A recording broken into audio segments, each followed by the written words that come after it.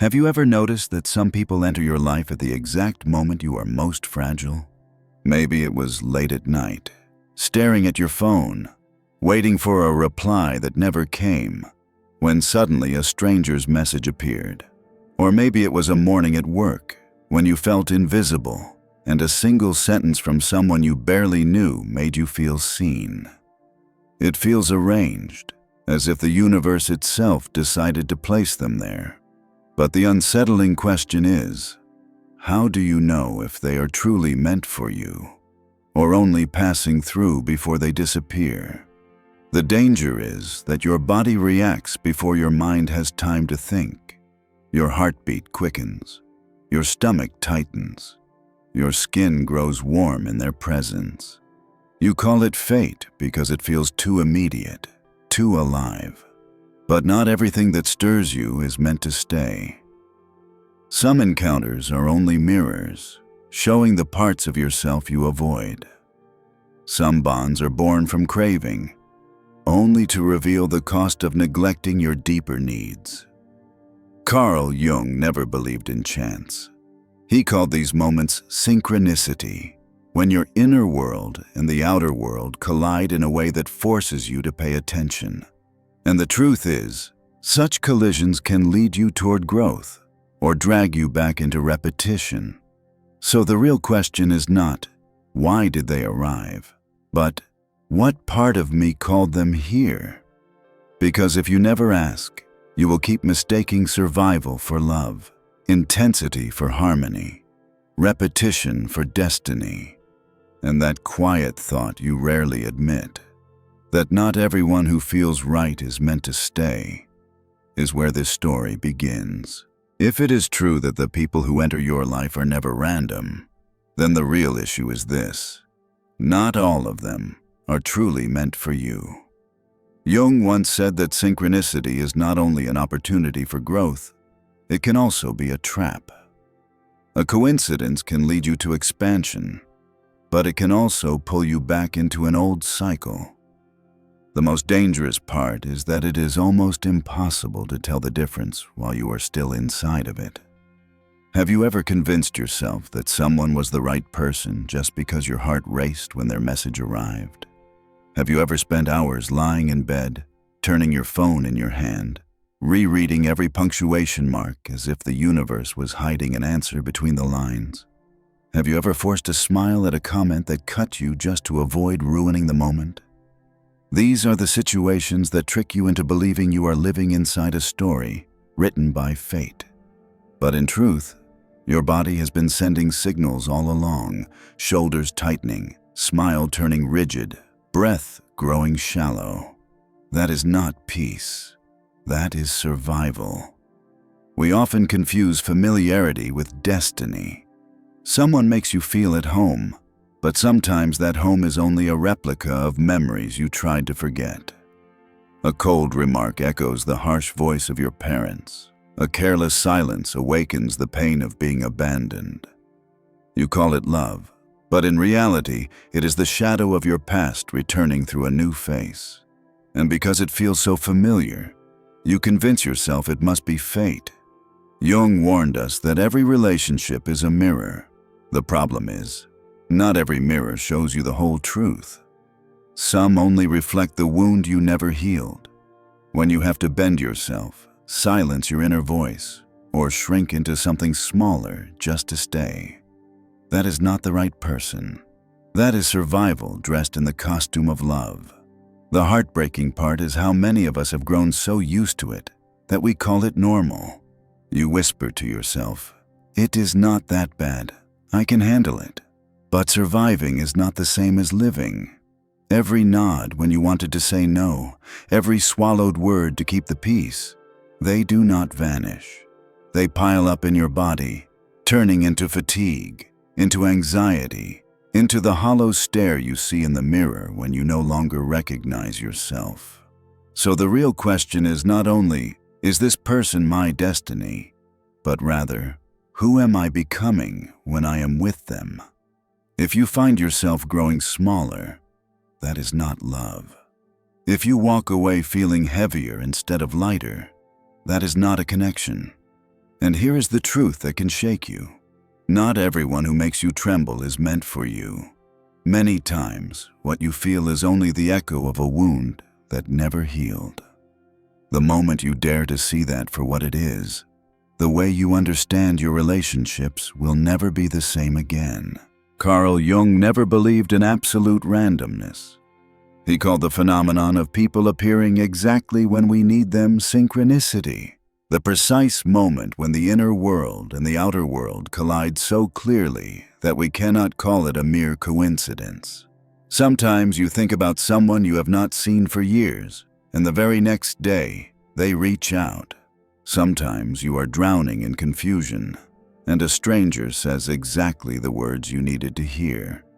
It feels like destiny, but Jung believed it is really the unconscious sending you a message. Pay attention here. Synchronicity is not some distant miracle. It is a reflection. The outer world shows you exactly what your inner world is hiding. If you carry an unhealed wound, you will meet someone who reopens it. If you stand at the threshold of growth, you will meet someone who pushes you forward, sometimes through challenge. The universe does not choose for you. It is your soul that calls them in. Jung also emphasized another concept: individuation, the journey of becoming whole. Human beings are not born complete. We learn to hide pieces of ourselves, anger that was silenced, fear that was dismissed, softness that was mocked. Those fragments sink into the unconscious, and we believe they have disappeared.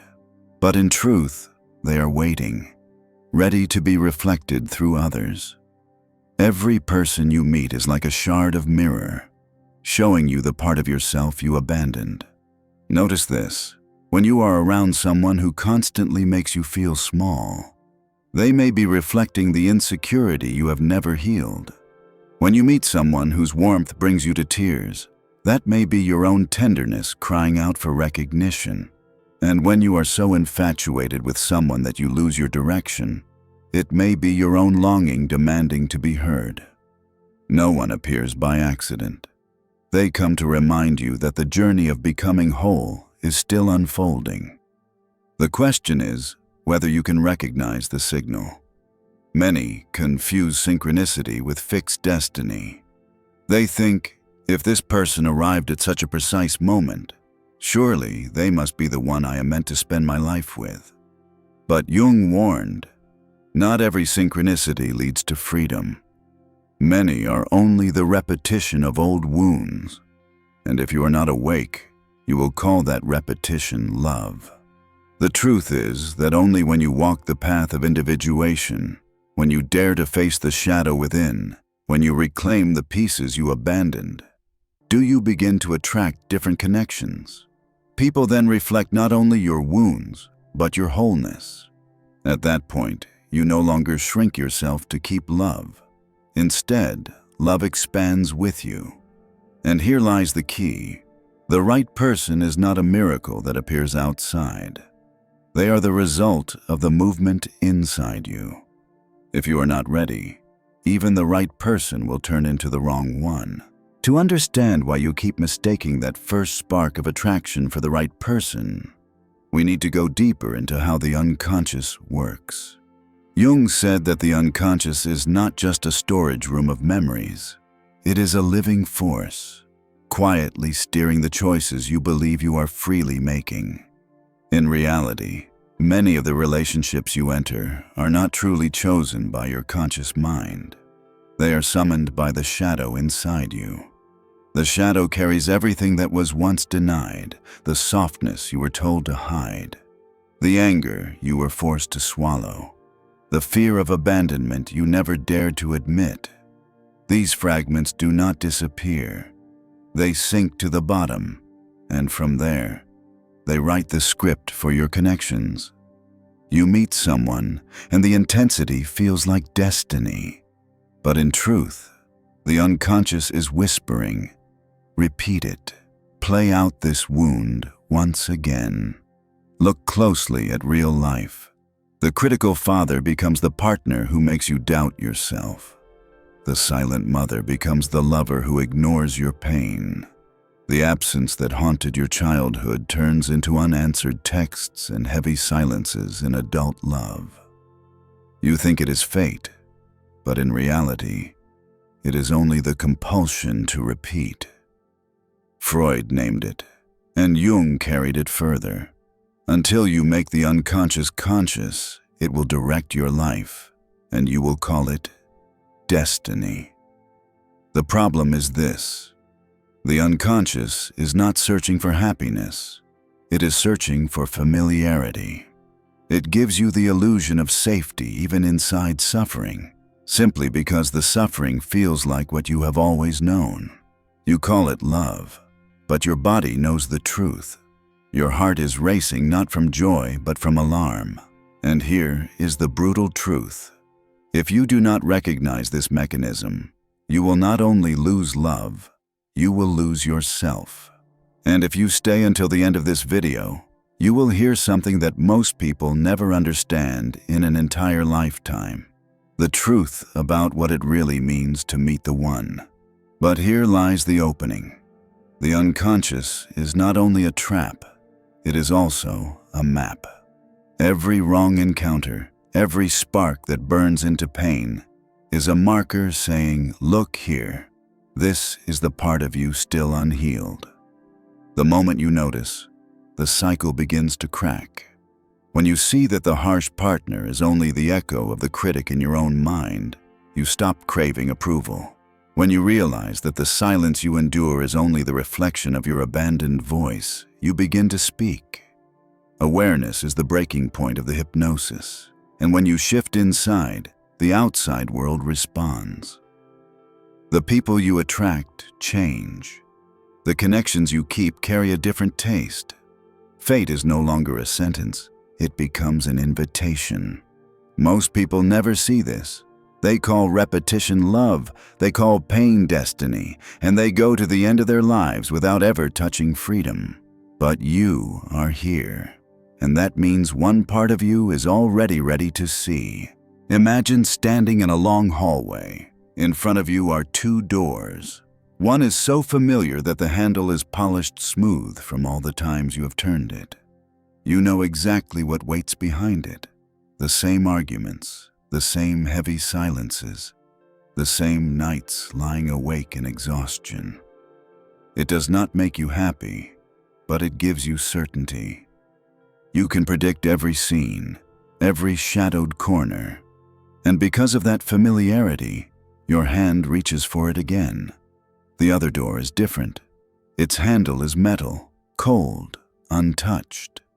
A thin line of light seeps through the crack, hazy, uncertain. You cannot see what lies inside. It could be change. It could be loss. It could be a truth that makes you tremble. But it could also be the one thing you have been waiting for, freedom. And because you cannot be sure, you hesitate. The pain you know suddenly feels safer than the joy you have never tried. So you stay still. Or worse, you walk back through the old door. Jung said that human beings repeat because repetition feels less frightening than transformation. You call it love. You call it loyalty. But in reality, it is fear. Fear that if you leave the familiar, you will have nothing left.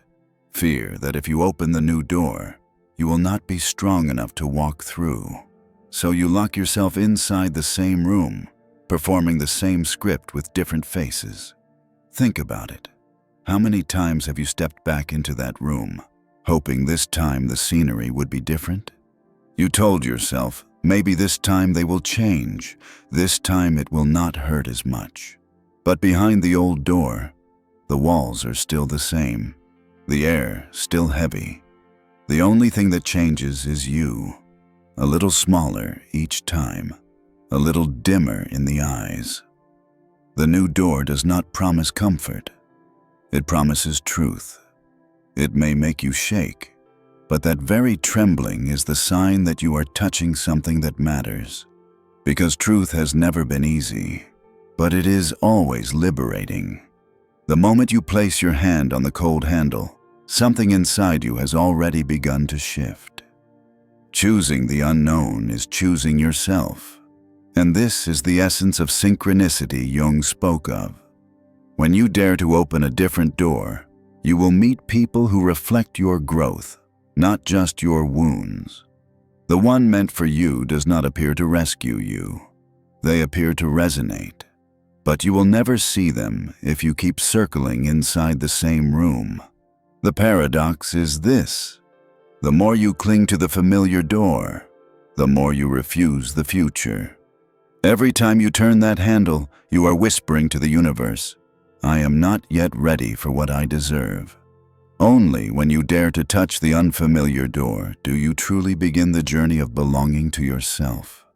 2 doors, 2 lives, and the door you choose will write your story. If you truly want to know whether someone is meant for you, do not look at their promises. Do not look at the emotional beginnings. Look at yourself when you are with them. Do you expand, or do you shrink? Do you feel alive, or do you feel drained? The answer has already been written in your body for a long time. You simply have not dared to listen. Remember the times you sat across from someone and found yourself weighing every word, afraid of speaking too much, afraid of leaving too much silence, or the times you laughed off a remark that stung, pretending it was nothing just to keep the peace. Those moments are not love. They are surviving.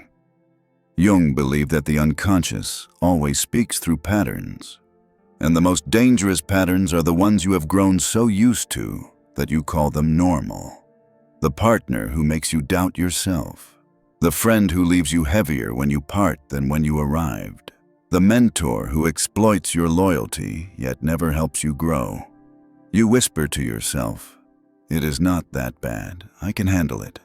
But handling is not living. And over the years, the price grows heavier, lingering anxiety, a body that feels exhausted, a life where you only ever show up halfway. The truth is that when you ignore the signals of your body, you are trading truth for attachment. You silence your laughter, you bury your dreams, you clutch your energy tightly just to keep the relationship from breaking. Until one day you look back and can no longer tell which parts of you are real and which are only the mask you have worn.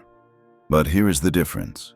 When you are with the right person, they never require you to disappear. With them, you do not need to perform.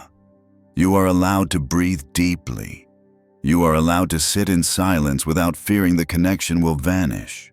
You are allowed to exist in your full presence without apologizing for being here. So ask yourself honestly, after each encounter, do you walk away lighter or do you carry a stone in your chest? Do your shoulders drop or do they tighten? Does your mind feel clearer or does it thicken like fog? Because if you keep ignoring those signals, the pattern will carve itself deeper and deeper into you. And you will find it harder and harder to remember who you were before you learned to shrink. The one who is truly meant for you will never demand that you vanish to stay. By now, you may have realized something. All these years, you have been asking the wrong question. You have been asking, when will the right person arrive?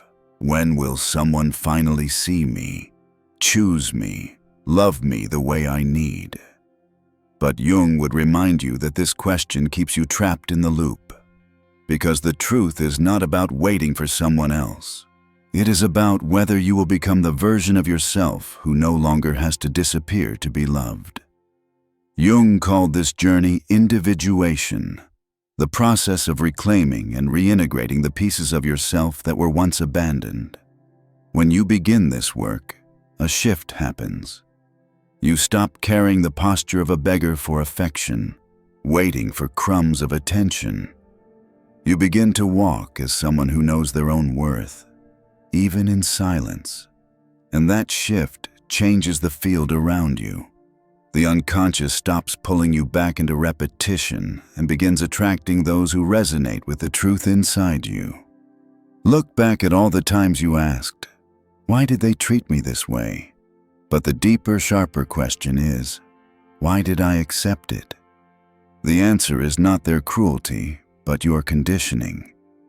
You learned that love meant compromise, that safety meant silence, that belonging meant shrinking.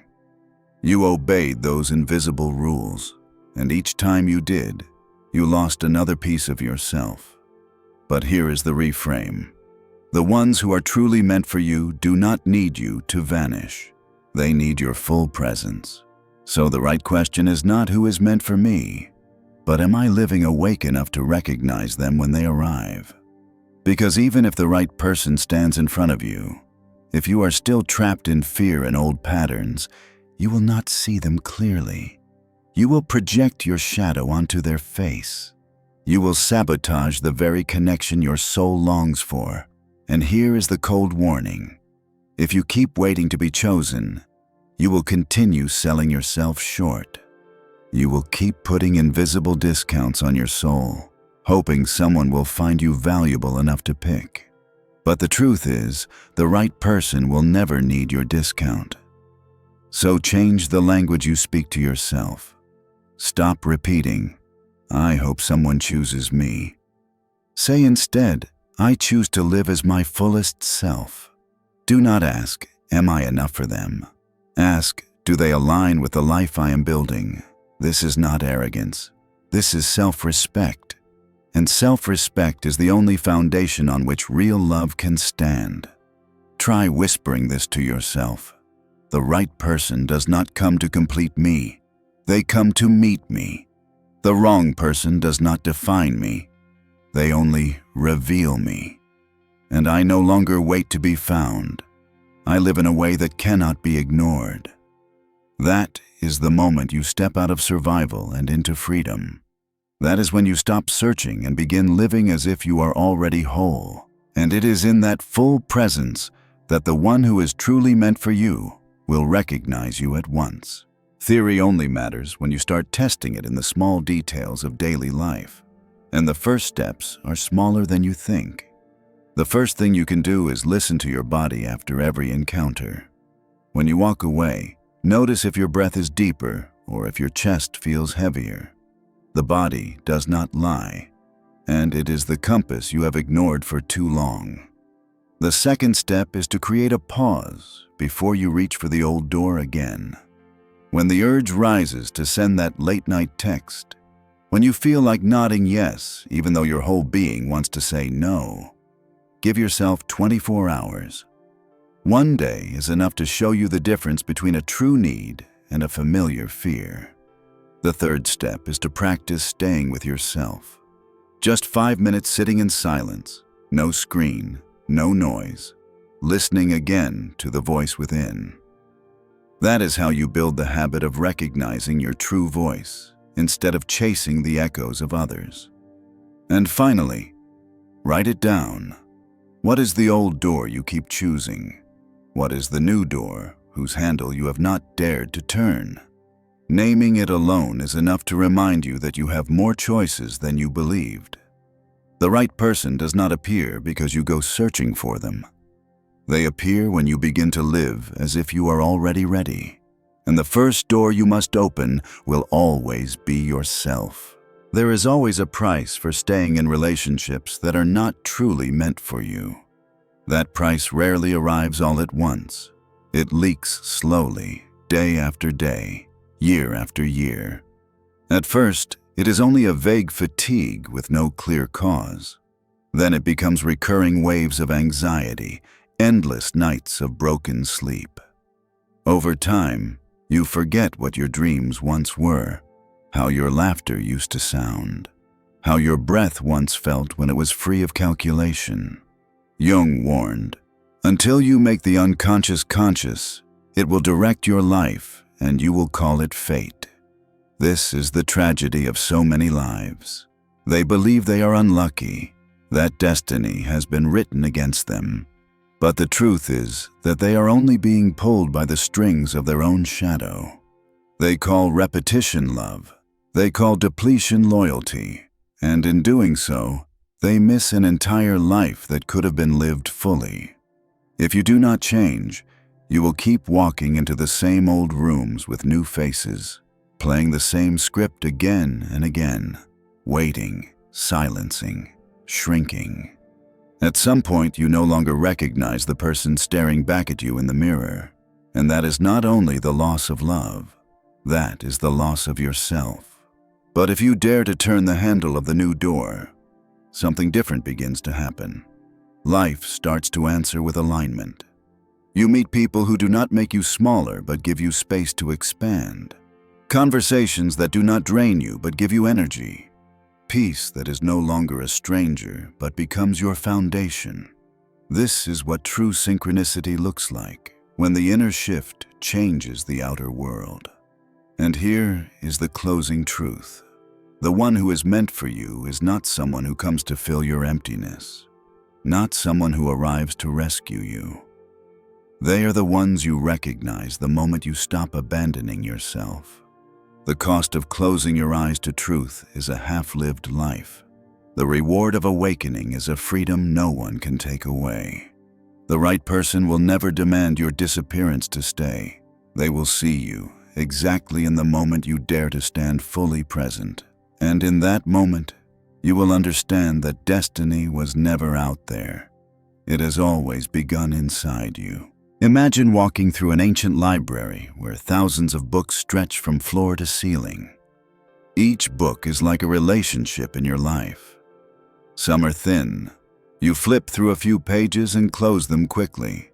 Some are thick and heavy, yet you keep trying to read even as every line makes your eyes tired and your heart sink. And then there are books you open where the words seem to glow, making you want to continue as if they were written just for you. The mistake is that many people stay trapped inside the old books, reading the same chapter over and over, hoping this time the meaning will change. But the words never change. The only thing that changes is you, smaller each time, more weary with every page. The truth is that you cannot rewrite the story of a book already printed, but you can always choose a different one. The person truly meant for you does not turn you into a tired reader. They become a co-author. They make you want to keep writing, to open new chapters, to live as if your life is a story never told before. So when this video ends, ask yourself, which book are you holding now? And which one is it time to finally close? Because what you have been searching for is not hidden in a new page of the old book. It waits inside a book you have never dared to open. And if you feel a resonance with this journey, stay in this library with me by subscribing, because perhaps the next chapter is waiting, written for you.